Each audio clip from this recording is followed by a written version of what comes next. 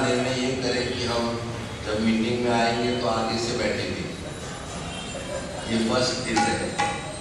तो इसलिए मैं रिक्वेस्ट करता हूँ आगे आ जाइए, क्योंकि आज बहुत भीड़ होगी और बाद में मुश्किल होगा, फिर बीच में रोक कर कहना पड़ेगा कि आइए आगे आइए आगे, अच्छा नहीं लगता। और प्रभु के लोग हैं, डिसिप्लिन को पहला स्थान हम देते हैं। सो आगे आ जाइए सब, एकदम यहाँ पर कतार से बैठ जाइए। यहाँ पर 212 212 नंबर गाते हुए खड़े हो जाइए।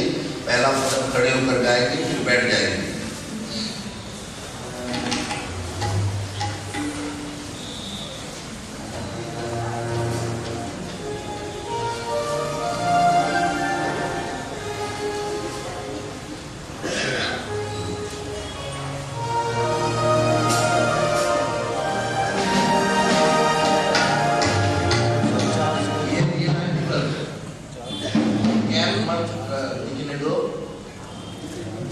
खाली जगह सब कर दीजिए, आगे आओ।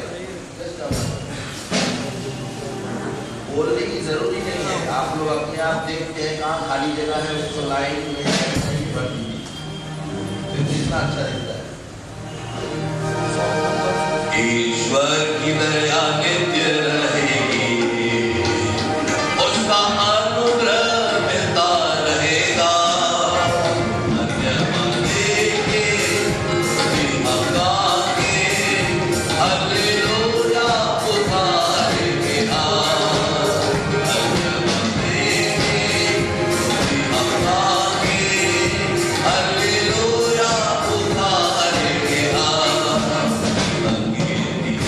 हम पर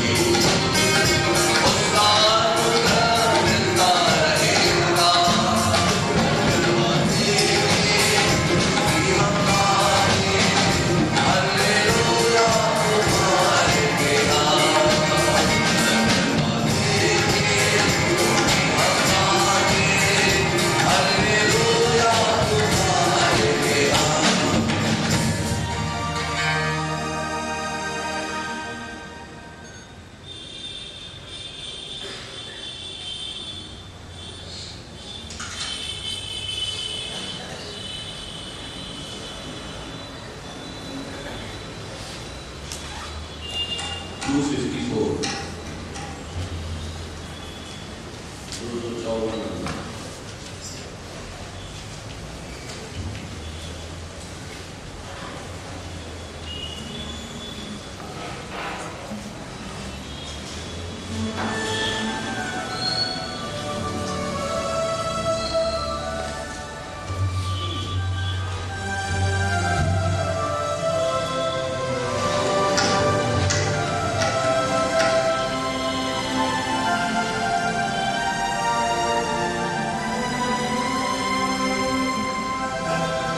दिन दिन और महीने सालों के साथ बिताते चले आए हैं।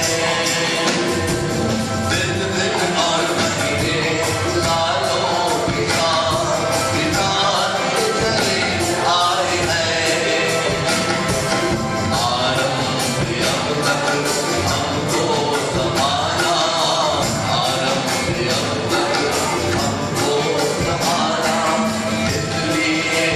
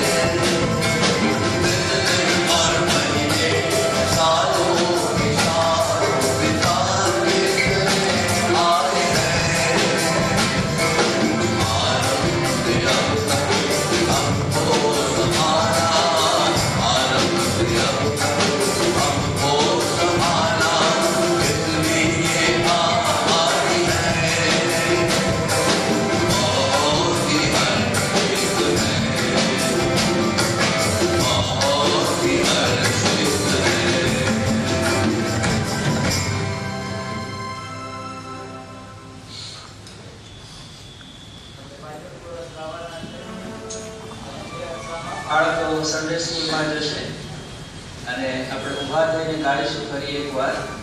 બાળકો જાય ત્યારે જે જગ્યા પડે એને કૃપા કરીને ફરી લેવા પ્રયત્ન કરશે. બાળકો દોડીને જશો નહીં, ધીરે ધીરે લાઈનસર જાઓ અને લાઈનસર જ્યારે કહે ત્યારે પાછા આવવાનું છે. સર્વ ઊભા થઈએ, બાઇબલ કોરસ ગાઈએ. સંસારમાં સર્વશ્રેષ્ઠ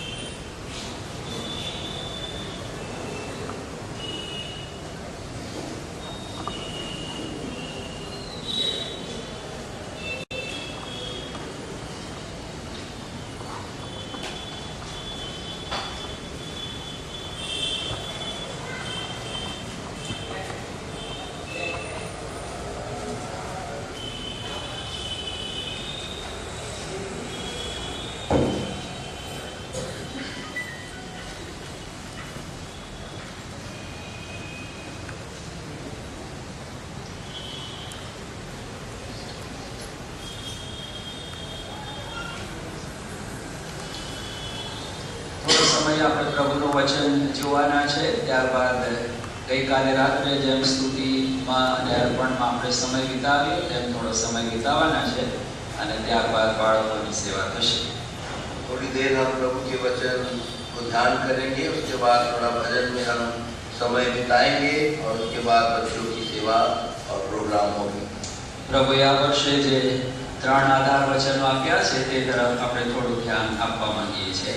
जो 3 आधार वचन जो मोटो कार्ड में प्रभु ने दिया है उसको हम पढ़ने वाले हैं. यूहन्ना सुवार्ता 1 अध्याय અને તેની 17મી કલમ. यूहन्ना रचित सुसमाचार उसका 1 अध्याय और 17 पद સાથે વાંચીએ. हम मिलकर पढ़ेंगे. यूहन्ना 1 અને 17. यूहन्ना 1 और 17. કેમ કે નિયમ શાસ્ત્ર મૂસાને મારફતે આપવામાં આવ્યું, પણ કૃપા તથા સત્ય ઈસુ ખ્રિસ્તની મારફતે આવી. બીજી એક કલમ, બીજું કોરિન્થી 12મો અધ્યાય. दूसरा कोरिन्थियों का 12 अध्याय તેની 9મી કલમ પણ આપણે સાથે વાંચીએ. और उसकी 9 पद हम साथ में मिलकर पढ़ेंगे. અને તેણે મને કહ્યું છે કે તારે વાસ્તે મારી કૃપા બસ છે, કેમ કે મારો સામર્થ્ય નિર્બળતામાં સંપૂર્ણ થાય છે. ખ્રિસ્તનું પરાક્રમ મારા પર આવી રહે એ સારું હોય, તો હું ઘણી ખુશીથી મારી નિર્બળતા વિશે અભિમાન કરીશ. અને એક છેલ્લું વચન ગીત શાસ્ત્ર 84મો અધ્યાય और आखिरी वचन भजन संहिता उसका 84 अध्याय Psalms 84 and verse 11. भजन संहिता उसका 84 और 11 पद સાથે વાંચીએ. सब मिलकर पढ़ेंगे. કેમ કે યહોવા દેવ સૂર્ય તથા ઢાલ છે, યહોવા કૃપા તથા કરુણા છે. ન્યાયથી વર્તનાર માટે કંઈ પણ સારું હોય રોકી રાખશે નહીં. कोई अच्छी पदार्थ तक न छोड़ेगा. હવે પ્રાર્થના કરીએ. प्रार्थना करें. ઉચ્ચ અને ઉન્નત સ્થાન પર બિરાજમાન, પવિત્રતામાં મહિમાવાન, સ્તોત્રમાં ભયયોગ્ય, આશ્ચર્ય કર્મ કરતા અમારા ઈશ્વર, કૃપા દયા અને શાંતિના પરમેશ્વર, તમારા ચરણોમાં આજે સવારે અમારા ઉદ્ધાર કરતા પ્રભુ ઈસુના નામે એના વેવડાવેલા રક્તને આશરે આભાર સ્તુતિ પ્રશંસા કરતા, ભજન અને આરાધના કરતા, ભાઈ ભક્તિ સાથે, આદર અને સન્માન સાથે તમારા ચરણોમાં અમે નમીએ છીએ. તમારો આભાર માનીએ છીએ, તમારી ઉપકાર સ્તુતિ કરીએ છીએ. તમારા વિશ્વાસુપણાના લીધે અમને ચિંતાઓની ભૂમિ પર રાખ્યા છે અને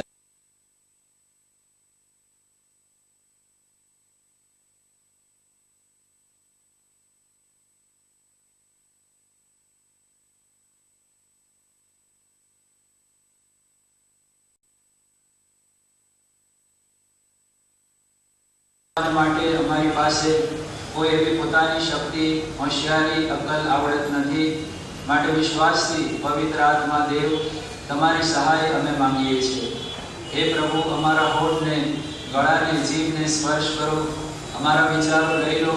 તમારા વિચારો તમે અમને આપો અને થોડો સમય જે તમારા પવિત્ર ચરણોમાં અમે વિતાવીએ, અમારા માટે આત્મિક તાજગી, આત્મિક પ્રકાશ, આત્મિક સંસ્થાપના અને સમર્પણનો સમય બને એ માટે અમે પ્રાર્થના અને વિનંતી કરીએ છીએ.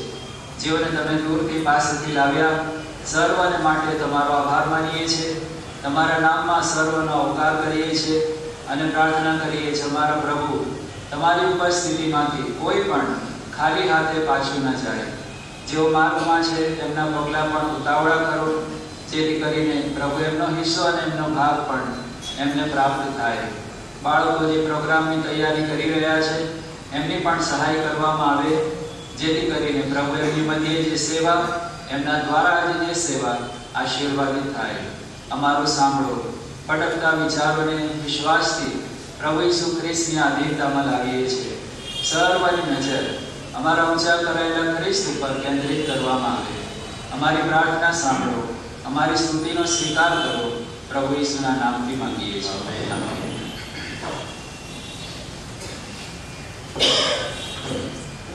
ગઈકાલે રાત્રે જેમ આપણે સાંભળતા હતા તેમ ઈસુ ખ્રિસ્ત આ પૃથ્વી પર આવ્યા ત્યારથી કૃપાના યુગનો આરંભ થયો છે અને જ્યારે પ્રભુ ઈસુ ખ્રિસ્ત ફરી આવશે ત્યારે આ કૃપાના અંતનો કે યુગનો અંત આવશે. जैसे कल रात को भी हमने सुना था कि प्रभु यीशु के पहले आगमन से ये जो कृपा का युग, अनुग्रह का युग आरंभ हुआ और प्रभु यीशु जब दूसरी बार अपने लोगों को लेने आएगा, वो समय प्रभु यीशु के आने के समय अनुग्रह का युग अंत होगा. प्रभु यीशु ख्रिस्त નું આગમન અત્યંત નિકટ છે और प्रभु यीशु का आगमन बहुत निकट है. એટલા માટે પૂરજોશથી પ્રભુ એના દાસોને કે એના લોકને તેની કૃપાની વાત જણાવી રહ્યો છે. और इसीलिए बड़े जोर के साथ प्रभु यीशु अपने दासों के द्वारा अपने लोगों को उसके अनुग्रह की बातों को समझा रहा है. દાऊદે એકવાર સવાલ પૂછ્યો, શું શાઉલના ઘરનું હજી કોઈ બાકી છે કે યોનાથાનની ખાતર હું તેના પર દેવની કૃપા દેખાડું?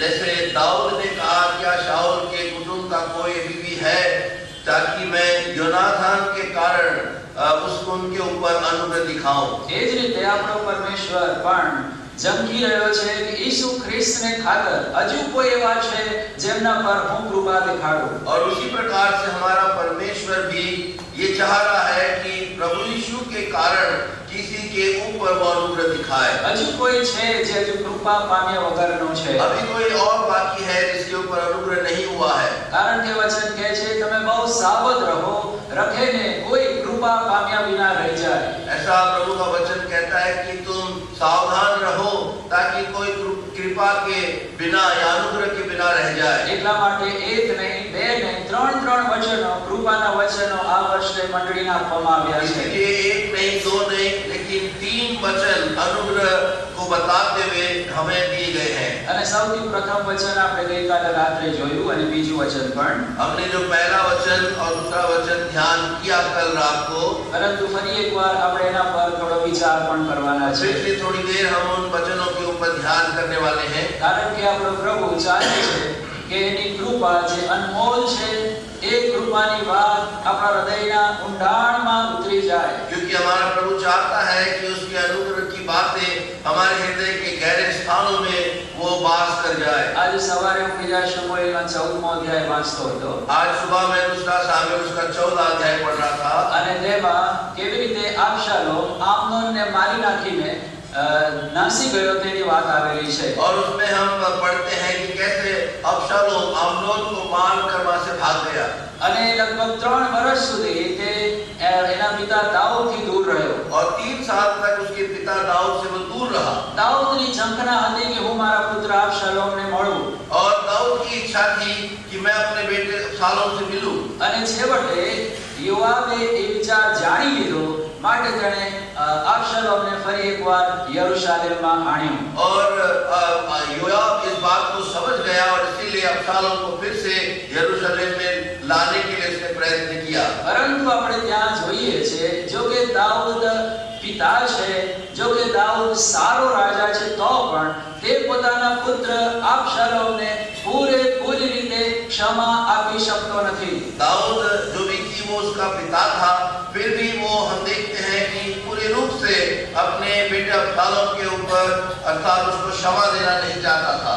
તેણે યોઆબને કહ્યું, તમે અબશાલોમને એને ઘેર લઈ જાઓ, તે મારું મુખ નહીં જોઈ શકે. और दाऊद ने कहा योआब को कि अबशालोम को उसके घर ले जाओ, मेरे सामने उसको मत लाना.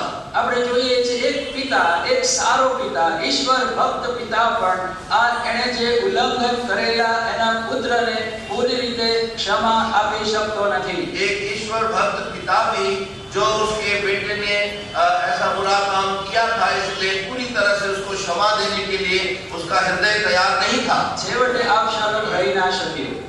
लेकिन अंतिम में अबशालोम कैसे नहीं रहा गया. અને 2 વર્ષ પછી તેણે યોઆબને કહ્યું, મને તું રાજા પાસે લઈ જા. और वो 2 साल के बाद कहता है मुझे राजा के पास ले जा. આજે બીજું શમૂએલ તેનો 14મો અધ્યાય आइए हम दूसरा सामुएल उसके 14 अध्याय की तरफ અને તેની 32મી કલમ. और 32 पद. બીજું શમૂએલ 14 અને 32, સેકન્ડ સેમ્યુઅલ ચેપ્ટર 14 વર્સ 32. दूसरा सामुएल 14 और 32 पद. અબશાલોમ સાથે વાંચીએ.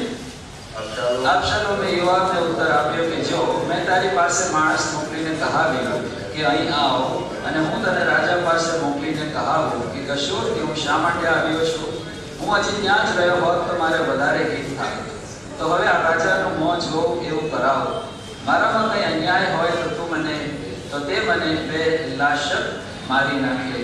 અહીં આપણે વાંચીએ છીએ કે ત્યાં अबशालोम કહે છે તું મને રાજાની પાસે લઈ જા. यहाँ पर हम देखते हैं अबशालोम कहता है कि तू मुझे राजा के पास ले जा. જો મારામાં કંઈ અન્યાય હોય તો ભલે મને મારી નાખે. और वो कहता है कि अगर मेरे अंदर कोई अन्याय है, कोई दोष है, तो राजा मुझे मार डाले. અને પછી યોઆબની મધ્યસ્થીને કારણે જ્યારે અબશાલોમને લઈ જવામાં આવ્યો, और योआब जो मध्यस्थ बना उसके कारण से अबशालोम को ले जाया गया. ત્યારે આપણે વાંચીએ છેલ્લી કલમમાં, અને રાજાએ અબશાલોમને ચુંબન કર્યું. और हम देखते हैं अंतिम पद में और राजा ने अबशालोम को चूमा. પરંતુ આ આપણે જે વાત કહેવા ચાહું છું તે આ રાજા હોય ને પિતા હોય ને પણ પોતાના પુત્ર પર આ કૃપા જેવી દેખાડવી જોઈએ દેખાડી શકતો નથી. हम देखते हैं एक राजा होकर, पिता होकर भी अपने पुत्र के ऊपर जैसे उसको करुणा या अनुग्रह दिखाना चाहिए वो नहीं दिखा सकता. પરંતુ નવા કરારમાં લૂકની સુવાર્તાના 15મા અધ્યાયમાં વાંચીએ છે, ઉડાવો પુત્ર જ્યારે એના બાપનો સર્વ બદફેરીમાં ઉડાવી દીધા પછી પાછો આવ્યો ત્યારે પિતા દોડીને એને ભેટે છે, એને ચુંબન કરે છે અને પોતાના ઘરમાં લઈ આવે છે. लेकिन हम जब लूका 15 अध्याय में जाते हैं और वहां पर हम देखते जब उड़ाऊ पुत्र लौट कर वापस आया, तब पिता दौड़ कर जाकर उसको भेटता है और उसको चुंबन करता है. પિતા એમ કહેતો નથી એને ઘરે મોકલી દો અને એને મારા ઘેર રાખશો નહીં વગેરે. और पिता ऐसा नहीं उसको धुतकार के कहता है कि इसको भेज दो, मेरे सामने मत लाओ, उसके घर में रखो. પિતા એમ કરતા નથી. ऐसा पिता नहीं करता. પિતા તેને ક્ષમા કરે છે. पिता क्षमा करता है. અને હજુ તો તે વધારે બોલે ત્યાર પહેલા ભેટીને એને સ્વીકાર્યો છે એમ કહેતા તેને ચુંબન કર્યા કરે છે. और इसीलिए उस बात को वो साबित करने के लिए उसको गले लगाकर चुंबन करते रहता है. એટલું જ નહીં, તેણે તેને સારામાં સારો જામો આપ્યો. और उतना ही नहीं लेकिन उसको सुंदर वस्त्र दिए, એના હાથમાં વીંટી પહેરાવી, उसके हाथ में अंगूठी पहनाई, એના પગમાં જોડા પહેરાવ્યા. उसके पांव में जूते पहनाए. અને એટલેથી જ પિતા બંધ કરી દેતો और નથી. उतने से ही पिता ने अंत नहीं किया. પાળેલો વાછરડો જે સારા પ્રસંગ માટે રાખેલો હતો તેને તેઓ લાવીને કાપે છે. पाला हुआ बछड़ा को जो उसको रखा था उसको लाकर काटा उसको और उन लोगों ने वो उसमें आनंद मनाया. અને પછી કહે છે આવો મારી સાથે આનંદ કરો કારણ કે મારો દીકરો ખોવાયો હતો મને પાછો મળ્યો છે। और पिता कहता आओ मेरे साथ आनंद करो क्योंकि ये मेरा खोया हुआ बेटा मुझे वापस मिला है। પિતાને કેટલો બધો આનંદ છે જે આનંદ માટે પુત્રને આવકારે છે। पिता के हृदय में कितना आनंद है कि वो अपने खोए हुए बेटे को फिर वापस आकार कर रहा है। આ તો પરમેશ્વરની જે કૃપા માણસ જાત ઉપર પ્રગટ થઈ છે તેનું એક નાનું ચિત્ર છે। ये तो परमेश्वर की कृपा जो मनुष्य के ऊपर परमेश्वर ने प्रकट की है उसका एक छोटा सा दृश्य है। जो एक राजानो पुत्र क्षमाने लायक નથી કે રાજાનો મુખ જોવાને લાયક નથી તો આપણે તો अगर राजा का पुत्र राजा के सामने आने के योग्य नहीं है क्षमा पाने के योग्य नहीं है तो हम तो परमेश्वर के विरोध थे। હંમેશા નિત્ય તેને ખેદ પહોંચાડનાર અધર્મી આપણા મનમાં તેના વૈરીઓ હતા। हम तो परमेश्वर को हमेशा दुख पहुंचाने वाले और हमेशा उसके बैरी हम ऐसे मनुष्य थे। પણ દેવ જે કરુણાથી ભરપૂર છે તેણે પોતાના એકાકી જનિત પુત્રને મોકલી આપ્યો। लेकिन परमेश्वर जो करुणा से भरपूर है उसने अपने एकलौते बेटे को हमारे लिए भेज दिया। અને એ કરુણાથી ભરપૂર પરમેશ્વરે પોતાના પુત્રને આપણે સારું આપ્યો। और वो करुणा से भरपूर परमेश्वर ने अपने पुत्र को हमारे लिए दिया। તા એ માટે જો આપણે તેના પર વિશ્વાસ કરીએ તો તે આપણને એના પુત્રની ખાતર સ્વીકારે। तो ताकि अगर हम उस पर विश्वास करें तो अपने पुत्र के खातिर वो हमें ग्रहण करे। જે કંઈ આપણે ગુમાવ્યું છે તેના માટે તે આપણને જરાય ઠપકો આપતો નથી। जो कुछ हमने खोया है उसके लिए कभी भी हमें प्रभु डांटता नहीं है। અને એટલું જ નહીં આપણા પાછા આવવાથી આપણને આનંદ થાય છે તેના કરતા આપણા પરમેશ્વરને વિશેષ આનંદ થાય છે। और हम उसके पास लौट आते हैं उससे अधिक हमारे प्रभु को उसके हृदय में जो हमारे लौटने में आनंद होता है। प्रिय भाइयों અને બહેનો જ્યારે આપણે કોઈ પણ પાપ કરીને ઈશ્વરની સંગતથી દૂર જઈએ છીએ ત્યારે આપણે જે દુખી થઈએ છીએ એના કરતા વિશેષ આપણો પ્રેમી પરમેશ્વર આપણી સંગતને ગુમાવવાને લીધે વધારે દુખી થાય છે। जब हम पाप करके अपने परमेश्वर से दूर जाते हैं और उसके कारण जो दुखी होते हैं उससे कहीं अधिक हमारा प्रभु जो हमारी संगति उससे अलग हो जाती है उसके कारण दुखी होता है। બીજા શમૂએલના 11મા અધ્યાયમાં દાઉદે પણ બાથશેબાનું જ્યારે પાપ કર્યું। और दूसरा सामुएल उसके 11 अध्याय में जब दाऊद ने बेतशेबा के साथ पाप किया 12મા અધ્યાયની પહેલી કલમમાં વાંચીએ છીએ and the Lord sent Nathan અને યહોવાએ નાથાનને મોકલ્યો। और 12 अध्याय दूसरा सामुएल 12 अध्याय के पहले पद में हम देखते हैं परमेश्वर ने नाथान को उसके पास भेजा। શા માટે? क्यों ऐसा किया? કારણ કે પરમેશ્વર દાઉદની સંગત વગર તડપતો હતો। क्योंकि परमेश्वर दाऊद की संगति से तड़प रहा था। એટલા માટે આપણે પણ જ્યારે કોઈ પણ પાપ કરીને ઈશ્વરથી અલગ થઈએ છીએ ત્યારે આપણો ઈશ્વર આપણી સંગતને માટે તડપે છે। क्योंकि हम भी जब पाप करके परमेश्वर से अलग हो जाते हैं तो परमेश्वर हमारी संगति जो उससे टूट गई है उसके कारण बहुत ही दुखी हो जाता है। માટે તે એનું દુઃખ તે આપણી અંદર તે નાખે છે। और इसीलिए उसका दुख वो हमारे हृदय में डालता है। માટે આપણે જ્યારે પાપ કરીએ છીએ આપણો આનંદ ચાલ્યો જાય છે। इसीलिए हम जब पाप करते हैं तो हमारा आनंद चला जाता है। આપણો પ્રભુ કૃપાનો પ્રભુ છે। हमारा परमेश्वर कृपा का परमेश्वर है। આપણી કોઈ લાયકાતને કારણે કૃપા કરતો નથી। हमने कुछ किया है उसके कारण हमारे ऊपर वो कृपा नहीं करता है। પણ તે કરુણાનો ઈશ્વર હોવાને કારણે તે કૃપા પર કૃપા કરતો જાય છે। क्योंकि वो करुणामय परमेश्वर है इसीलिए वो हमारे ऊपर अनुग्रह पर अनुग्रह करते जाता है। બીજી તેની કૃપાનો એક દ્રષ્ટાંત આપણને એસ્તરના પુસ્તકમાંથી પણ મળે છે। और एक हम उसके अनुग्रह और कृपा का दृष्टांत एस्तर की किताब से पाते हैं। એસ્તરના સમયમાં જે રાજા હતો અને એ વખતે જે હામાને યહૂદીઓની કતલ કરવાની વાત કરી હતી। जो उस जमाने में राजा था और जब हामान ने यहूदियों को खत्म करने का जो साजिश रचा અને ત્યારે રાજાની પાસે જવાનો અધિકાર કોઈને નહોતો જ્યાં સુધી કે રાજા તેને બોલાવે નહીં કે રાજા પોતાનો સોનાનો રાજદંડ તેની સામે ધરે નહીં। और राजा के पास जाने के लिए किसी के पास अधिकार नहीं था जब तक कि राजा उसको बुलाए या उसका राजदंड उसके सामने वो धरे। અને આપણે જાણીએ છીએ કેવી રીતે 3 દિવસની ઉપવાસ પ્રાર્થના પછી એસ્તર રાજાની હજુરમાં જાય છે। और हम जानते हैं 3 उपवास प्रार्थना के बाद एस्तर राजा के पास जाती है અને રાજાએ પોતાનો સોનાનો રાજદંડ ધર્યો और राजा ने अपने सोने का राजदंड उसके सामने रख दिया અને આપણે વાંચીએ છીએ એસ્તર તે સોનાના રાજદંડને અડી और एस्तर ने उस सोने के राजदंड को छुआ।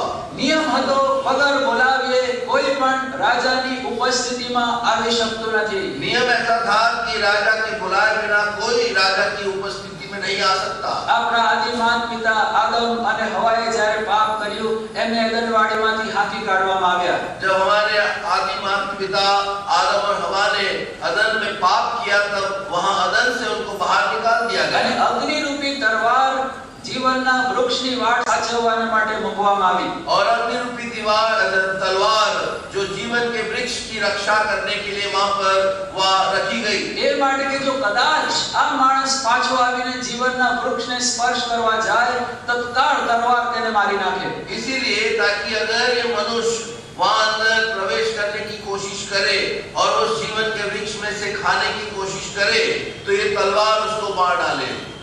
માટે વગર રાજાને બોલાવીએ કોઈ આવી શકતું નહોતું। તેમજ ઈશ્વરની કૃપા વગર કોઈ માણસ ઈશ્વરની પાસે આવી શકતું નથી। जैसे राजा के बुलाए बिना कोई उसके पास उसकी उपस्थिति में नहीं जा सकता था, वैसे ही परमेश्वर के अनुग्रह के बिना कोई भी मनुष्य परमेश्वर के पास नहीं जा सकता है। એટલા માટે ઈસુ ખ્રિસ્ત પવિત્ર પરમેશ્વરનો સોનાનો રાજદંડ છે।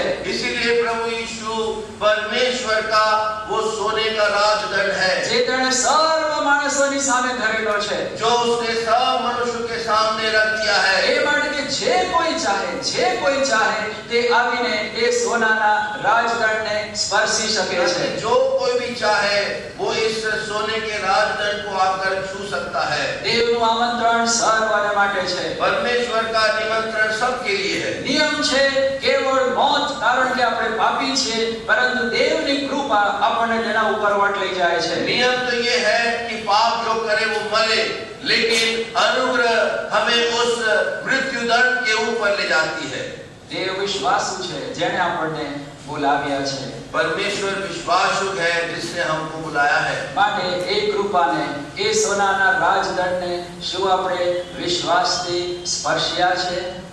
तो क्या हमने उस सोने के राजदंड को विश्वास के साथ छुआ है? શું આપણે ઈસુ ખ્રિસ્તની કે દેવની કૃપાનો સ્વીકાર કર્યો છે? क्या हमने प्रभु यीशु की कृपा को ग्रहण किया है? દેવની કૃપા શું કરે છે ગઈકાલે આપણે જોઈ ગયા। हमने देखा कल कि परमेश्वर की कृपा क्या करती है। બીજી એક વાત કે એના જેવી જ વાત તીતસના પત્રમાં લખેલી છે। वह दूसरी बात या उसके जैसी ही बात तीतुस की पत्री में भी लिखा है। તીતસ તેનો બીજો અધ્યાય तीतुस उसका 2 अध्याय અને તેની 11મી કલમથી આપણે વાંચવાના છે। तीतुस उसका 2 अध्याय और 11 पद से हम आगे पढ़ेंगे। 11 થી 13 કલમ 12 પદથી વાંચીએ। Titus chapter 2 reading from verses 11 to 13। तीतुस उसका 2 अध्याय 11 पद से 13 पद तक हम पढ़ेंगे। કેમ કે દેવની જે કૃપા સગળા માણસોનું તારણ કરે છે તે પ્રગટ થઈ છે। 12મી કલમ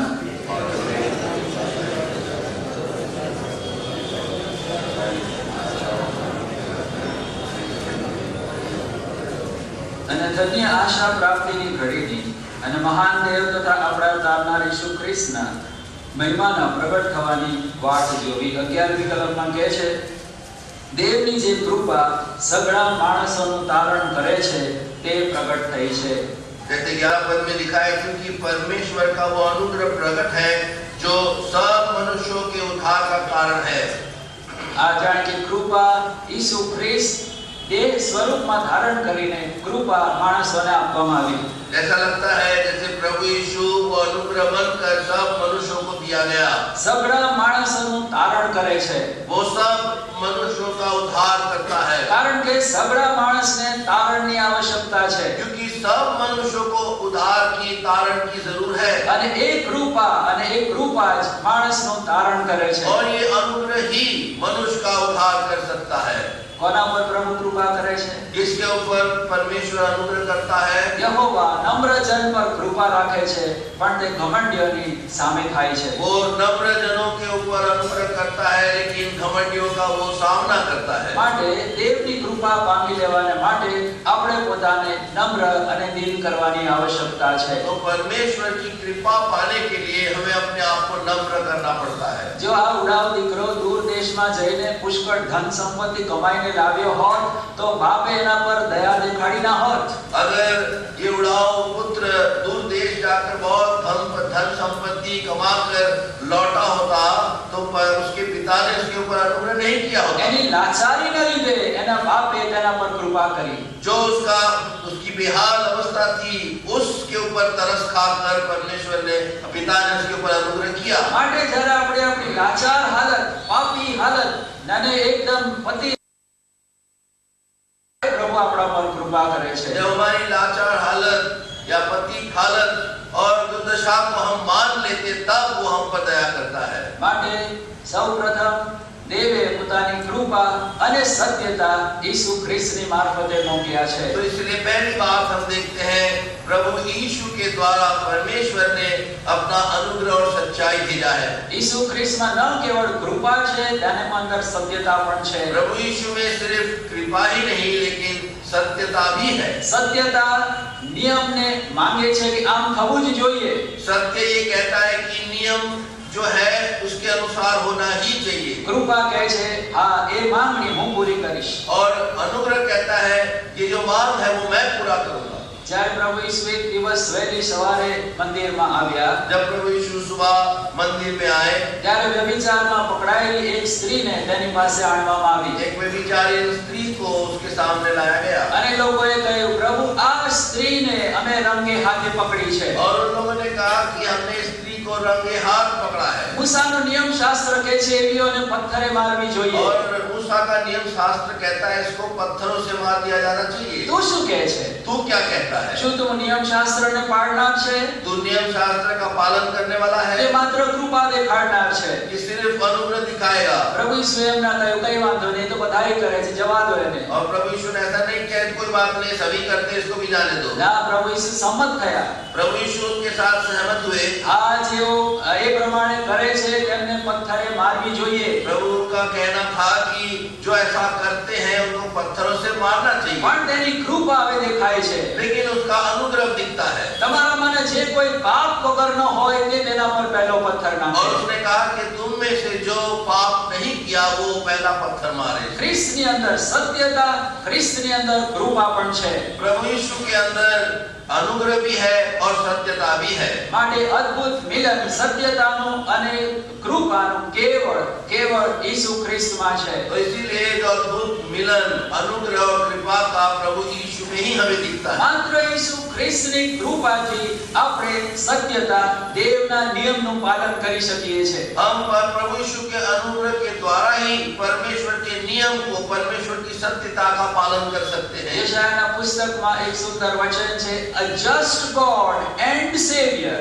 और यशाया के पुस्तक में एक ऐसा सुंदर वचन है न्यायी परमेश्वर और उद्धारकर्ता। a just God નિયમને પાળનાર સાથે સાથે તારનાર છે। वो नियम को पालन करने वाला परमेश्वर भी है लेकिन वो उद्धारकर्ता भी है। અને એ ઈસુ ખ્રિસ્તની મારફતે કૃપા અને સત્યતા આપણ માણસો સુધી પહોંચી છે। और ये बात प्रभु यीशु के द्वारा मनुष्यों तक पहुंचाई गई है। અને બીજી વાત પ્રેરિત પાઉલ જેણે આ કૃપાનો સ્વીકાર કર્યો जो प्रेरित पौलुस ने इस अनुग्रह को पाया था જેણે પોતાના જૂના જીવનને છોડી દીધું जिसने पुराने जीवन को छोड़ दिया था અધર્મ અને વિષય વાસનાને છોડ્યા जो अधर्म और अभक्ति को छोड़ दिया था અને ભક્તિ સાથે અને પ્રામાણિકતા સાથે જે જીવતો હતો और जो बहुत ही प्रामाणिक रूप से और भक्ति के साथ अपने जीवन को बिताता था તેને પ્રભુએ કહ્યું મારા દાસ તારે માટે મારી કૃપા બસ છે। मेरे दास तेरे लिए मेरी कृपा बहुत है। માટે જેઓ ઈસુ ખ્રિસ્તને પોતાના તારનાર તરીકે સ્વીકારે છે जो प्रभु यीशु को अपने उद्धारकर्ता के रूप में ग्रहण करते हैं તેઓના સર્વ પરિસ્થિતિઓમાં પ્રભુ તેની કૃપા આપતો જાય છે। उनको उनकी हर एक परिस्थितियों में अपना अनुग्रह देता जाता है। ગઈકાલે રાત્રે આપણે જોઈ ગયા કેવી રીતે પાઉલને એના શરીરમાં કાંટો આપવામાં આવ્યો। कल हम देख रहे थे रात में कैसे पौलुस के शरीर में कांटा दिया गया। કદાચ એ કાંટો એની નબળી આંખો કે વારંવાર આવતો તાવ આપણને ખબર નથી।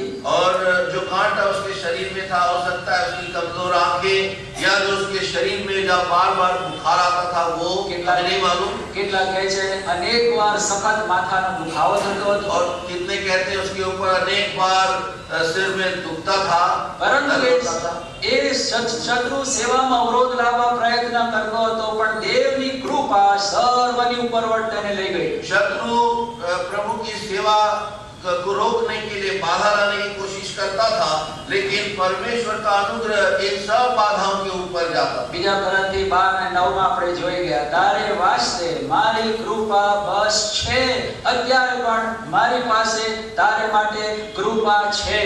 दूसरा कुरिन्थी उसका 12:9 में हमने देखा कि मेरा अनुग्रह तेरे लिए काफी है, आज भी वही अनुग्रह तेरे लिए है।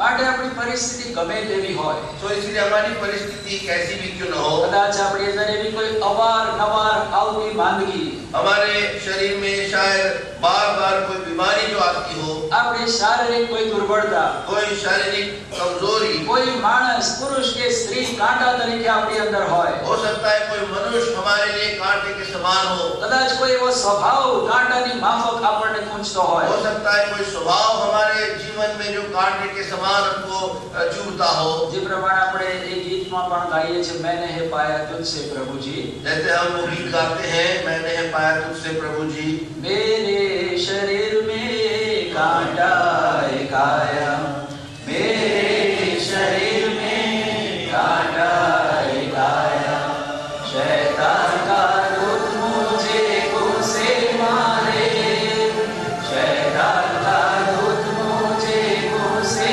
मारे, निर्बलता निंदा और व्याधि घटी में, निर्बलता निंदा और व्याधि घटी में, तेरा अनुग्रह मुझे दिया, तेरा अनुग्रह मुझे दिया, मैंने पाया तुझसे प्रभु जी, सब कुछ है उत्तम जो मुझे दिया, मैंने पाया तुझसे प्रभु जी, सब कुछ है उत्तम जो मुझे दिया। માટે નિર્બળતા કે વ્યાધિ કે કોઈ પણ પ્રકારની ગરીબાઈ કે તંગાશ, કોઈ પણ કાંડો પ્રભુ આપણને એની કૃપા આપવા માટે શક્તિમાન છે। तो हमारे जीवन में कोई भी निर्बलता या तकलीफ या कमी घटी कुछ भी हो, लेकिन सब बातों के अंदर प्रभु अपना अनुग्रह देने के लिए हमारे लिए तैयार है। અને ત્યારબાદ જે ત્રીજું વચન પણ આપણે વાંચ્યું, और जो तीसरा वचन जो हमने अभी पढ़ा, ગીત શાસ્ત્ર એનો 84મો અધ્યાય भजन संहिता उसका 84 અને એની 11મી કલમ। और 11 पद, હવે ફરી એક કલમ સાથે વાંચીએ, फिर से हम मिलकर पढ़ेंगे उस पद को। Psalms 84 and verse 11। भजन संहिता 84 का 11। સમયના અભાવે આપણે વિસ્તૃત જતા નથી, પરંતુ તમારા સમયમાં આખા વર્ષ દરમિયાન પણ આ વચનોનું મનન કરતા રહેશો, એટલા માટે આ મોટો કાર્ડ પણ આપવામાં આવે છે। समय की घटी के कारण हम बहुत गहराई में इन पदों को ध्यान नहीं कर पा रहे, लेकिन आप साल भर इन पदों को मनन करते रहना। માટે કેવળ આ મોટો કાર્ડ આપણા દીવાલો પર ટંગાયેલો રહે એટલું જ નહીં, પણ આપણા હૃદયોમાં પણ રહે। सिर्फ ये मोटो कार्ड अपने दीवार में लटका के रखने के लिए नहीं है, हमारे हृदय में भी ये वचन रहना चाहिए। ગીત શાસ્ત્ર 84 અને 11। भजन संहिता 84 का 11। કેમ કે યહોવા દેવ સૂર્ય તથા ઢાળ છે, યહોવા કૃપા તથા ગૌરવ આપશે, ન્યાયની વરદાનને માટે તે કંઈ પણ સારવાનું રોકી રાખશે નહીં। વચ્ચેનો ભાગ યહોવા કૃપા તથા ગૌરવ આપશે, यहोवा अनुग्रह करेगा और महिमा देगा, એમાં કોઈ શક નથી। इसमें कोई शक नहीं है। The Lord will give, યહોવા આપશે જ, यहोवा अनुग्रह देगा, કારણ કે તેણે ઈચ્છ્યું છે, क्योंकि उसने ये चाहा है, અને એટલા માટે એના પુત્રને આપીને પોતાની કૃપા તો તેણે આપી છે। और अपने पुत्र को देकर तो उसने अपनी कृपा को तो दिया ही है, હવે એ કૃપાની સાથે તે મહિમા પણ આપનાર છે। और अपनी कृपा के साथ, अनुग्रह के साथ वो अपनी महिमा भी अब देने वाला है। આપણે માણસો માત્ર આ પૃથ્વી પરની વાતોનો વિચાર કરનારા છે, हम मनुष्य सिर्फ इस पृथ्वी की बातों का हम सोचते हैं, પરંતુ આપણો જે સનાતન પિતા તેના વિચારો સનાતનના છે. लेकिन हमारा जो सनातन का पिता, उसके पास हमारे लिए सनातन के विचार है. એટલા માટે ન કેવળ આ પૃથ્વી પરના તેના વિચારો છે, तो इसलिए इस पृथ्वी पर के विचार है उतना ही नहीं हमारे लिए, પરંતુ अनंत કાળ માટે પણ આપણા પ્રેમી પિતાએ આપણા માટે વિચાર કરેલા છે. लेकिन अनंत के लिए हमारे लिए परमेश्वर ने सोच कर रखा है. यहोवा कृपा तथा गौरव પણ આપશે. वो अनुग्रह और हमें महिमा देगा. હા, ત્યારે તેણે આપણને ગૌરવાન કર્યા છે. अभी भी उसने हमें महिमावन किया है. નીચલા સ્થાનથી તેણે આપણને ઉઠાવીને એની સાથે સ્વર્ગીય રાજ્યાસનમાં બેસાડ્યા છે. हमको नीचे से उठाकर उसने अपने પાપી માણસોને તેણે સંતો બનાવ્યા છે. पापी मनुष्य को संत बनाया है. દુશ્મનોને તેણે પોતાના લોક બનાવ્યા છે. दुश्मनों को उसने अपने लोग बना दिया. મરેલાને તેણે જીવતા કર્યા છે. मृतकों को उसने जीवन दिया है. જે પ્રજા જ નહોતા તેને તેણે એની પ્રજા બનાવ્યા जो છે. हम उसकी प्रजा भी नहीं थे, उसको अपने लोग और प्रजा का दर्जा दिया है. જે ઇસ્રાયેલી પ્રજાપણાનો આપણને હક નહોતો, આપણને રાજ માન્ય याजक वर्ग કર્યા છે. और हम जो इस्राएली लोग होने के भी यह लायक या हम उसके अंदर नहीं थे, उस हक के बाहर थे, लेकिन हमको राजमान्य याजक बनाया है. કેટલા બધા પ્રભુએ આપણને ગૌરવવાન કર્યા છે કે આપણને મહિમાવાન કર્યા છે. इतना आज भी उसने आपको महिमा दी है. પરંતુ પ્રભુનો વિચાર એથી ઊંચો છે. लेकिन प्रभु का विचार उससे भी और ऊंचा है. એ છે કે તે આપણને અનંત કાળના પ્રભુ ઈસુ ખ્રિસ્તના મહિમાને તે આપણને આપે. प्रभु यीशु की अनंत काल की जो महिमा है वो भी वो हमको देना चाहता है. હવે બીજા થેસલોનીમાં दूसरा थेसलोनी में आइए. બીજું થેસા તેનો બીજો અધ્યાય दूसरा थेसलोनी की उसका 2 अध्याय અને તેની 13મી કલમથી આગળ 13 पद से आगे 13 અને 14 વારફરથી વાંચીએ. 13 और 14. Second Thessalonians chapter 2 verses 13 and 14 વારફરથી. પણ ભાઈઓ, તમે પ્રભુને પ્રિય છો, તમારા વિશે સદા દેવની સ્તુતિ કરવાને અમે બંધાયેલા છે, કેમ કે આત્માના પવિત્રીકરણ વડે તથા સત્ય પરના વિશ્વાસ વડે તારણને અર્થે દેવે તમને આરંભથી પસંદ કર્યા છે. जिसके लिए हमें हमारे विचार के द्वारा बुलाया है, तो हमारे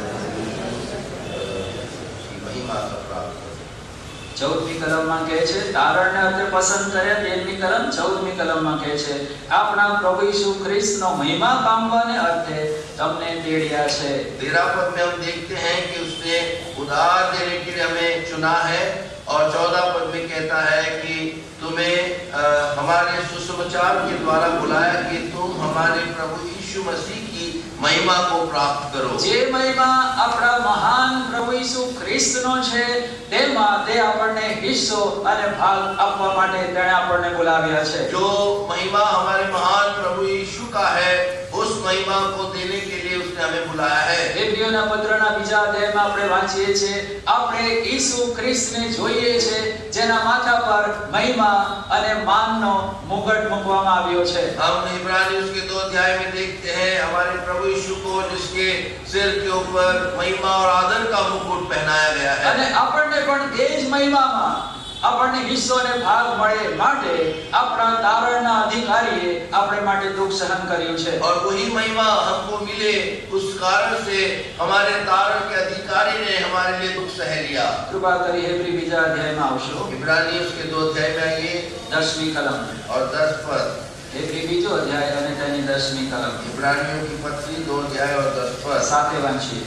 मिलकर पढ़ेंगे. Hebrews 2:10 together please. કેમ કે જેને અર્થે સગડા છે તથા જેનાથી સગડા ઉત્પન્ન થયા છે તેને ઘટિત હતું કે તે ઘણા દીકરાઓને ગૌરવમાં લાવતા તેઓના તારણના અધિકારીને દુઃખ દ્વારા પરિપૂર્ણ કરે.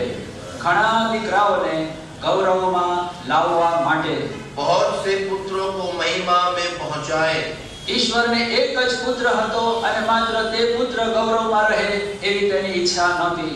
परमेश्वर का एक ही पुत्र था और वही अकेला महिमा में रहे, ये उसकी इच्छा नहीं थी. દેવને ઘણા દીકરા દીકરીઓ જોઈએ. उसको बहुत पुत्र पुत्रियां चाहिए. માટે ઘણા દીકરાઓને ગૌરવમાં લાવવા માટે તેણે પોતાના એકના એક પુત્રને વધસ્તંભ પર આપ્યો. और इसीलिए बहुत संतानों को अपनी महिमा में लाने के लिए अपने पुत्र को उसने क्रूस पर हमारे लिए दे दिया. જે સર્વથી સન્માનિત આપણે માટે કેટલો બધો અપમાનિત થયો. जो सबसे सम्मान के योग्य वो हमारे लिए अपमान को सह लिया. આપણો આરાધ્ય દેવ, સ્તુત્ય દેવ, એના મોં પર લોકો થૂંક્યા. जो आराधना की योग्य उसके चेहरे पर लोगों ने थूका. અને જેની આગળ આકાશમાં પવિત્ર પવિત્ર પવિત્ર એમ કહેતા અહોનિશ દૂતો થાકતા નથી, તેઓએ એને વધસ્તંભે ચડો એમ કરીને તેને મારી નાખ્યો. जिसके सामने असंख्य दूत खड़े होकर पवित्र पवित्र पवित्र कहते रहते हैं, उसके सामने लोगों ने खड़े होकर ये कहा, उसको क्रूस पर चढ़ाओ, उसको क्रूस पर चढ़ाओ. જે વાદળ પર સવારી કરનાર આપણે માટે નમ્ર થઈને ગધેડીના વછેરા પર તે બેઠો. जो बादल के ऊपर सवार करने वाला परमेश्वर हमारे लिए गधे के बच्चे के ऊपर बैठकर इस संसार में सवारी की उसने. એ સર્વથી ઉપર આપણા માટે દાસનું રૂપ ધારણ કરીને આ જગતમાં આવ્યો. जो सबसे ऊंचा लेकिन हमारे लिए दास बनकर इस संसार में. શા માટે? क्यों? ઈશ્વરના હૃદયમાં આ ઈચ્છા છે, હું ઘણા દીકરાઓને મારા ગૌરવમાં લાવું. वो परमेश्वर की इच्छा है कि मैं बहुत पुत्रों को मेरी महिमा में लाऊं. જ્યાં હું છું, પ્રભુ ઈશ્વર તો જ્યાં હું છું ત્યાં મારા લોક પણ રહે. जहाँ मैं हूँ वहाँ मेरे लोग भी रहे. જે મહિમા તે મને આપ્યો છે તે મહિમા હું તેઓને પણ મળે, માટે હું પ્રાર્થના કરું છું. उसने ऐसी प्रार्थना की, जो महिमा तूने मुझे दी है वो उनको भी प्राप्त हो, इसीलिए मैं तुझसे विनती करता हूँ. પ્રિય ભાઈઓ અને બહેનો, આપણે માંગીએ કે કલ્પીએ તે કરતા અધિક કરનાર આપણો ઈશ્વર છે. हम मांगे और सोचे उससे अधिक करने वाला हमारा परमेश्वर है. માટે તેણે પ્રતિજ્ઞા આપી છે, યહોવા દેવ સૂર્ય તથા ઢાલ હોવાને કારણે તે આપણને કૃપા તથા ગૌરવ આપશે. और इसलिए उसने प्रतिज्ञा दी है कि यहोवा परमेश्वर सूर्य और ढाल होने के कारण वो हमें अनुग्रह और महिमा देगा. સૂર્ય તરીકે, ન્યાયપણાના સૂર્ય તરીકે તે આપણને પ્રકાશ આપતો રહેશે. न्याय का जो सूरज वो हमें प्रकाश देता है, અને આપણી ઢાલ બનીને તે આપણી રક્ષા કરતો રહેશે. वो ढाल बनकर हमारी रक्षा करते रहेगा. શત્રુના દ્રશ્ય અદ્રશ્ય હુમલાઓથી તે આપણને સંભાળશે. जो हमारे ऊपर शैतान का, शत्रु का अदृश्य दृश्य हमला से हमें बचाएगा. કારણ કે તેણે આરંભથી આપણને ઈસુ ખ્રિસ્તનો મહિમા પામવાને માટે તેડ્યા છે. क्योंकि पहले से उसने प्रभु यीशु की महिमा हमको देने के लिए उसने हमें चुना है. માટે તે ગૌરવમાં આપણને નહીં પહોંચાડે ત્યાં સુધી તે પોતાનું કામ બંધ રાખશે નહીં. जब तक वो हमें अपनी महिमा में ना पहुंचाए तब तक वो अपने काम को बंद नहीं करेगा. નાઓમીએ રૂથને બોઆઝ વિશે કહ્યું, જ્યાં સુધી એ માણસ આજે એ કામ પૂરું નહીં કરે ત્યાં સુધી તે જમવાનો નથી.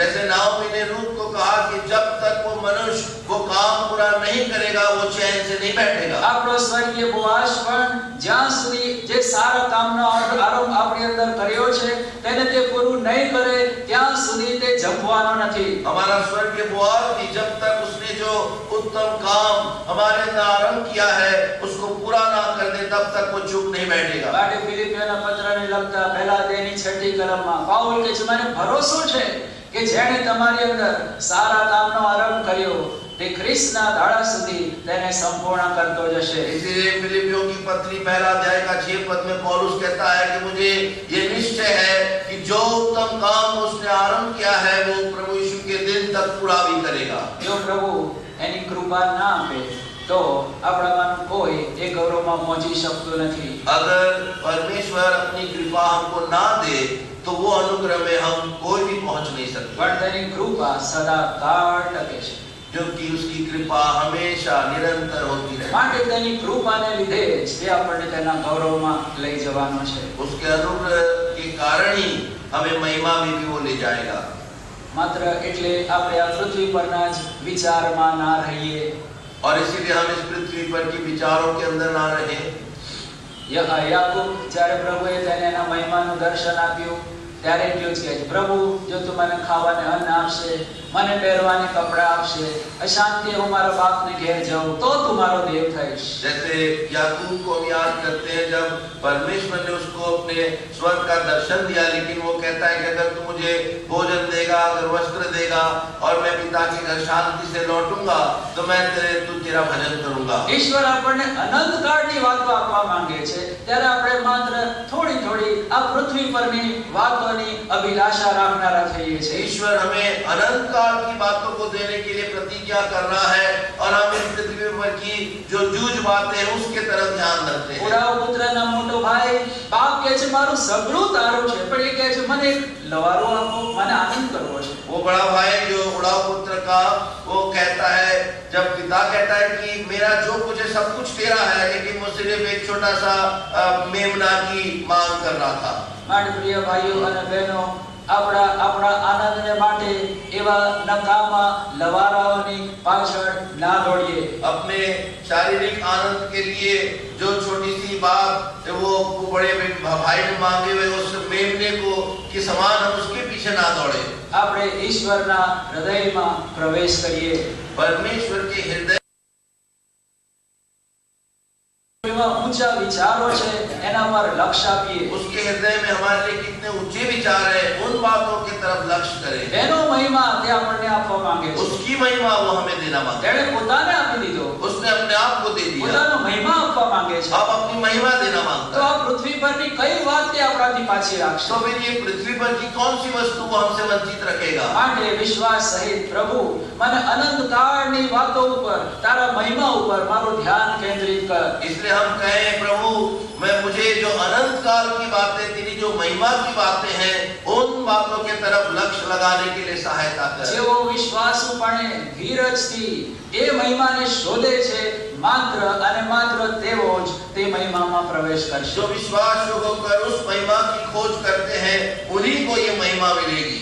રોમિયોને પત્ર બીજો અધ્યાય रोमियो की पत्र उसका दो अध्याय 7મી કલમ, रोमियो की पत्री उसका 2 अध्याय 7 पद। રોમી બીજો અધ્યાય અને 7મી કલમ रोमी 2 और 7 સાથે વાંચીએ। રોમન્સ 2:7 ટુગેધર પ્લીઝ।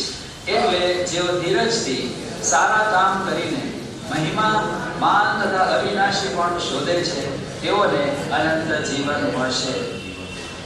એકવાર પ્રભુ ઈસુ ખ્રિસ્તનો સ્વીકાર કર્યો એટલે બેડા પાર થઈ ગયા તેમ નથી, ऐसा नहीं है कि प्रभु यीशु को एक बार ग्रहण कर लिया और बेड़ा पार हो गया, પરંતુ આપણે ધીરજથી સારા કામ કરીને મહિમા, માન અને અવિનાશીપણું શોધીએ।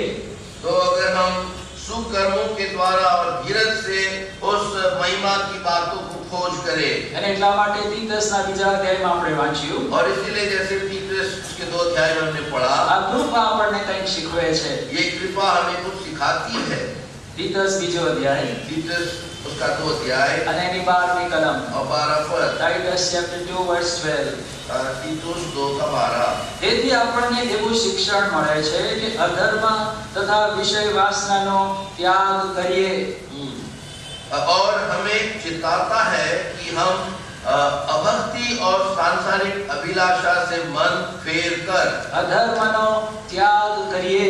हम अधर्म अर्थात अभक्ति का त्याग करें। અધર્મ એટલે પાપનો ત્યાગ કરીએ। अधर्म मतलब पाप का त्याग करना होगा। વિષય વાસના ઇંગ્લિશમાં કહે છે વર્લ્ડલી લસ્ટ, એટલે કે જે વાસનાઓમાં પૃથ્વીના માણસો, આ જગતના માણસો રહે છે એવી વાસનાઓનો ત્યાગ કરીએ। जैसे अंग्रेजी में लिखा है वर्ल्डली लस्ट, हम जो सांसारिक अभिलाषाओं को, जिस अभिलाषाओं के पीछे संसार के लोग दौड़ते हैं, उनको त्याग करें। તે પ્રત્યે we have to deny it, તેનો આપણે ત્યાગ કરીએ, ના પાડીએ। उन बातों को नकार देना है। અને પછી और उसके बाद બીજું શું કરવાનું છે? हमें क्या करना है? હાલના જમાનામાં, इस युग में, હાલના જમાનામાં ये जमाने में સ્વર્ગમાં આપણને પવિત્ર જીવન જીવવા માટે કોઈ કહેવાનું નથી। स्वर्ग में हमें कोई नहीं कहेगा कि यहाँ पर पवित्र जीवन जीना આ है। શુદ્ધ અને પવિત્ર જીવન આ પૃથ્વી પર હાલના જમાનામાં આપણે જીવવાનું છે। इस युग में हमें पवित्र जीवन जीना है। કેવી રીતે જીવવાનું છે? कैसे जीना है? ઠાવકાઈથી, संयम से, સોબરલી એટલે કે પોતા પ્રત્યે આપણે હોશમાં જીવીએ. जैसे हम कहते हैं कि अपने बारे में हम होश में रहें. બીજી બાબત પ્રામાણિકપણાથી. और उसके बाद कहता है कि धर्म से. બીજાઓની સાથે આપણે પ્રામાણિક વ્યવહાર રાખીએ. दूसरों के साथ हमारे व्यवहार में हम धर्म से व्यवहार रखें. બીજાને ઠગવાનો પ્રયત્ન ના કરીએ. हम दूसरों की ठगाई ना करें. અને ત્રીજી બાબત દેવ પ્રત્યે ભક્તિભાવ રાખીએ. और परमेश्वर की तरफ हमारी भक्ति रहे. આ દિવસોમાં ઈશ્વર પ્રત્યેની ભક્તિ ઓછી થઈ રહી છે. इस जमाने में परमेश्वर की तरफ की भक्ति घट जा रही है. ईश्वर माटेનું જે સન્માન, ઈશ્વરના ઘર માટેનું સન્માન, વચન માટેનું સન્માન, ભજન અને પ્રાર્થના માટેનું સન્માન તે ઘટતું જઈ રહ્યું છે. परमेश्वर के लिए, परमेश्वर के घर के लिए, परमेश्वर के वचन के लिए और परमेश्वर के घर में प्रार्थना के लिए, ये सारी बातों के लिए जो आदर इज्जत मनुष्यों के अंदर से अब चली जा रही है. માટે આ અંતના દિવસોમાં ત્રણ વચનો આપીને ઈશ્વરની કૃપા તરફ પ્રભુ આપણું ધ્યાન ખેંચી રહ્યો છે. इसलिए तीन वचनों को देकर परमेश्वर अपने अनुग्रह की तरफ हमारे ध्यान को खींचना मांग रहा है. એ માટે કે આપણે આ કૃપા પામ્યા વિના રહી ના જઈએ. ताकि हम इस अनुग्रह के बिना ना रह जाएं. આ કૃપાની વાત જે ઈશ્વરે આપણા પર દેખાડી છે, આપણા હૃદયના ઊંડાણમાં તે ખૂંપી જાય. जो अनुग्रह की बात परमेश्वर ने हमको दिखाई है, वो अपने हृदय के गहरे स्थानों में वो चली जाए. અને કૃપા જે આપણને શીખવે છે તે શીખીને અધર્મ વિષય વાસનાનો ત્યાગ કરીને હાલના જમાનામાં ઠાવકાઈથી प्रामाणिकपणे અને ભક્તિભાવ રાખીને વર્તીએ. और अनुग्रह जो हमें सिखाती है, उस अनुग्रह को के द्वारा सीखकर हम इस हाल के जमाने में, इस युग में हम संयम और धर्म और भक्ति भाव से जीवन बिताएं. અને બીજી વાત કૃપા શીખવાડે છે. और एक बात कृपा सिखाती है. 13મી કલમ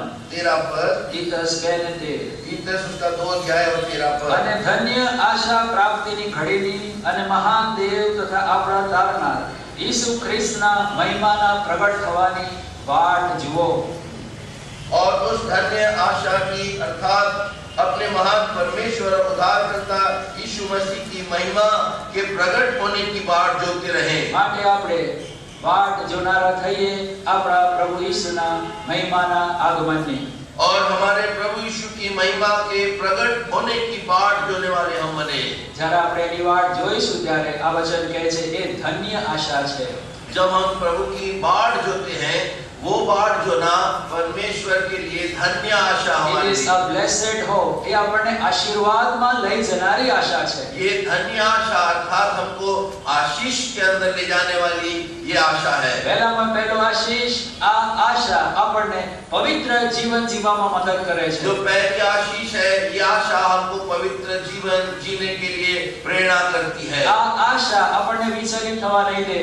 ये आशा हमको मुरझाने नहीं देगी. આ आशा આપણને ખ્રિસ્તની સાથે ચાલવા ઉત્તેજન આપશે. ये आशा हमको प्रभु यीशु के साथ चलने के लिए उत्साह देगी. આ ધન્ય आशा છે. ये आशीष वाली आशा है. આશીર્વાદો લાવનારી આશા છે. आशीष लाने वाली आशा है. માટે આ કૃપા આ આશા રાખવાનું આપણને શીખવાડે तो છે. ये अनुग्रह हमको ये आशा रखना सिखाता है.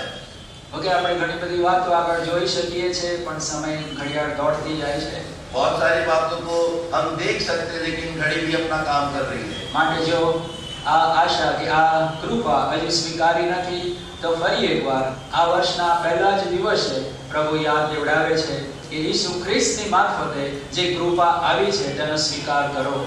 अगर अभी तक आपने इस अनुग्रह को नहीं पाया है, तो प्रभु यीशु के द्वारा जो ये अनुग्रह आया है, उसको हम अब प्राप्त करें या ग्रहण करें. જેઓ કૃપાનો તિરસ્કાર કરે છે તેઓ પર કોપ આવશે. जो अनुग्रह को ठुकरा देते हैं, उनके ऊपर दंड आएगा.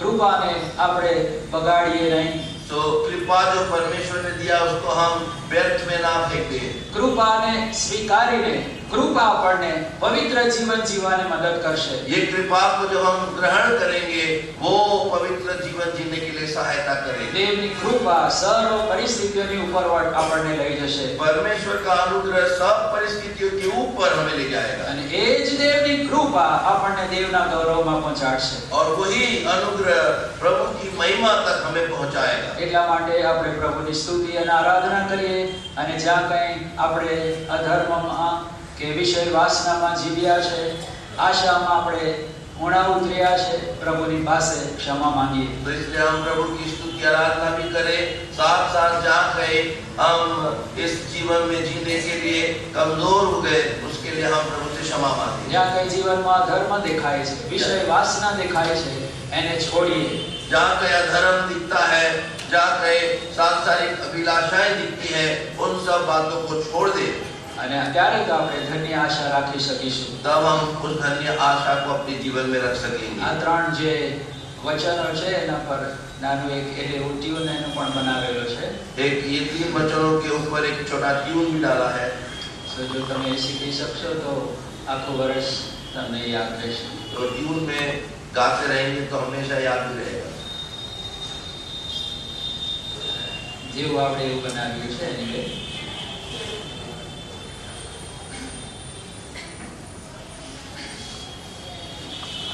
હું એકવાર ગઈશ, તમે મને પકડવાની કોશિશ કરજો.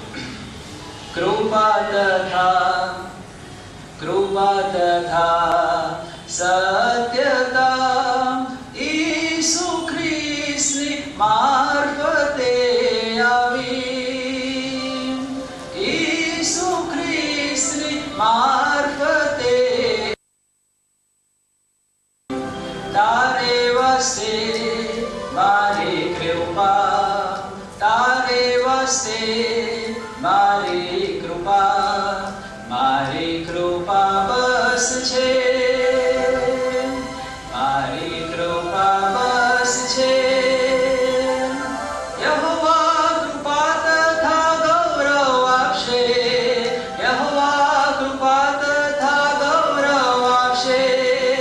તારે વસે મારી કૃપા, તારે વસે મારી કૃપા, મારી કૃપા બસ છે.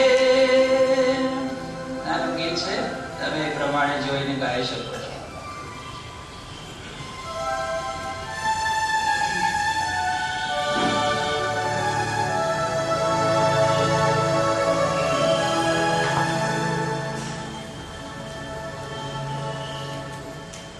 કૃપા તથા સત્યતા, કૃપા તથા સત્યતા ઈસુ ખ્રિસ્તની મારફતે આવી. ઈસુ ખ્રિસ્તની મારફતે આવી. તારે વાસ્તે મારી કૃપા, તારે વાસ્તે મારી કૃપા, મારી કૃપા બસ છે, મારી કૃપા બસ છે.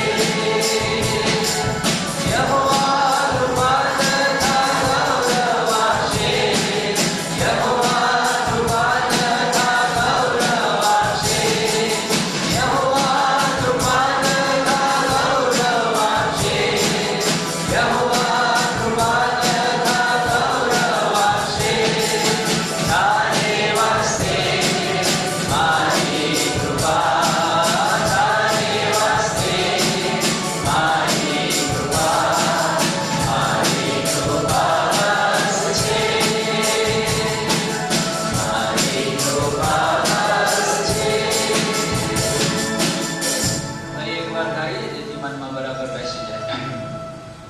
કૃપા તથા સત્યતા, કૃપા તથા સત્યતા ઈસુ ખ્રિસ્તની મારફતે આવી.